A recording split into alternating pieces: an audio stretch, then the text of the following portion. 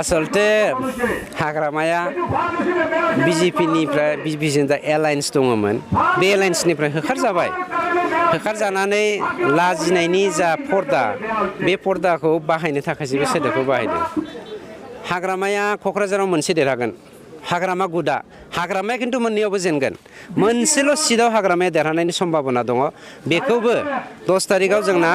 क'क्राझार आरो चिरां जिल्लाया इलेक्सन जागोन नालाय 10 तारिखनि सिगां जों फोजोबखागोन थारमाने हाग्रामाया जिर'खासै बेवहाय नेशनेल पार्टी बिजेपिनि बाथ्राखौथ' गुलिमार इउपिपिएलजोंनो फैथोंसै चेलेन्ज खालामनो पलिटिकेलि आं बिथांखौ अपेन चेलेन्ज खालामो बिथाङा देग्लाय सरकार दानो नाजासै गावनो मोननै सिटआव होनानै देरहानो नाजासै बेखौसो आं चेलेन्ज खालामो 27निफ्राय 32 मिनिमाम 27 मेक्सिमाम जों 32 मोनगोन बे 100% सैथो नाथाय नोंथांखौ गोबां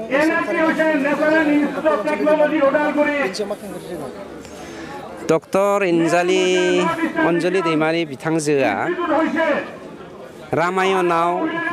सासे खुजिबुरि होननाय दङ नङा होमबा बे खुजिबुरिनि केरेक्टारखौ लानाय बर' हारिनि सासे खुजिबुरि बेनिख्रुइ साबसिन आं एक्सप्लेनेसन होनो हाला অসমীয়াৰ সন্মানৰ যোগ্য ডক্টৰ ভূপেন হাজৰিকাৰ কাৰণে সাংস্কৃতিক প্ৰকল্পৰ কাৰণে প্ৰস্তাৱ লোৱা হৈছে এইটো কি বেয়া হৈছে নেকি दिनैनो दुध का दुध पानी का पानी प्रमाण हो गया नंगौना नङा दिनै माबायावहाय बाक्सा जिल्लायाव कमप्लिटलि हाग्रामाखौ बिपिएफखौ सापर्ट होनाय सासे बियानो गैला सानैसो दङ आरो जोंना जोंनि बिदा गेदेर मा बर'मोनलाय धीरेन बर'जों सानैसो दङ आं बेखौबो नोंथांमोननि सिगाङाव साननैसो उनावनो सारप्राइज देखायनो थांगासिनो दङ जोबनायनि लामायाव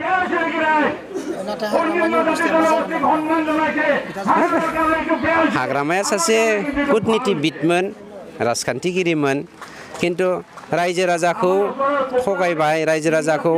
अहेबाव जं सुबाय देगार सुबाय जायनि थाखाय रायजो राजाया दिनै सापर्ट खालामाखिसै बेनिखायनो बिथाङा दिनै गावनि फिथाइखौ मोननो थांगासिनो दङ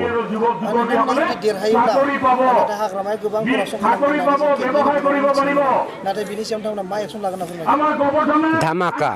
बिजेपिया होनदों ख्रिस्टमास धामाका खालामगोन 15 तारिखआव सरकार दागोनथ' इउपिपिएलआ आंथ' गौरबजों अहंकारजों बिखा माने फोरदाननानै बुंनो हायो इउपिपिएलआ 15 डिसेम्बराव सरकार दागोन आरो सरकार दानायनि उनाव हाग्रामाल' नङा जायफ्रा मेम्बारसिम माने कारापसनाव इनभल्भ दङ साफ्रोमखौबो जोङो सेन्ट्रेल जेलाव सोखागोन बे 100% सैथो नाथाय नोंथांमोननिनो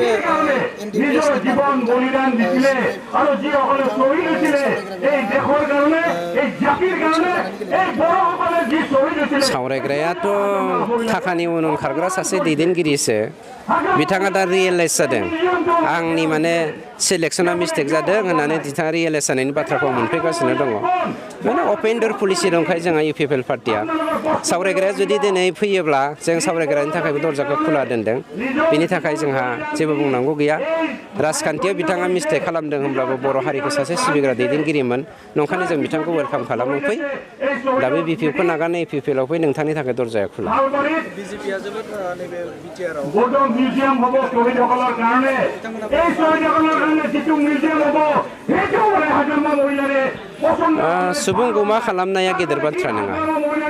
होमबा सुबुं गुमाखौ खालामदों बिथांमोना नेसनेलि मा जा इसु दङ बेनि इसुनि बाथ्रा डिफेन्ड खालामनानै बाथ्राखौ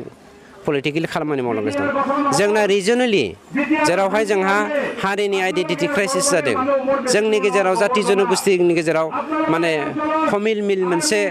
आवगायलांनो हायै मोनसे अबस्था जादों बेनिखायनो लास्ट 17 बोसोराव बिपिएफजों हैरा सरनियाजों जा बर' पलिटिकेल पार्टिखौ लाबोनानै जोंनि गेजेराव जोंखौ सोखावदों जोंनि गेजेराव असान्ति सृष्टि खालामदों बेखौ दाफुंफुनायनिनो जोंनि इउपिपिएल हान्जानि मेइन स्ल'गान जायनि जाहोनाव जों होनदों सकलो जाति जनगोष्ठीर कारणे हम अधिकार हम उन्नयन हम बिकास बे हम अधिकार हम उन्नयन हम बिकासनि थाखायनो जों नोजोर बोनानै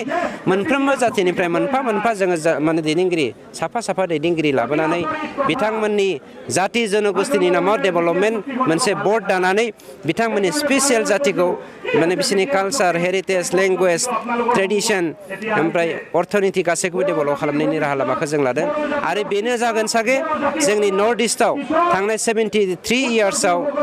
इयार्सनि उनाव दाजानाय मोनसे बयनिख्रुइ साबसिन एडमिनिस्ट्रेटिभ सिस्टेम जाय एडमिनिस्ट्रेटिभ सिस्टेमखौ इन्टारनेसनेलि फल' खालामनो बाध्य जागोन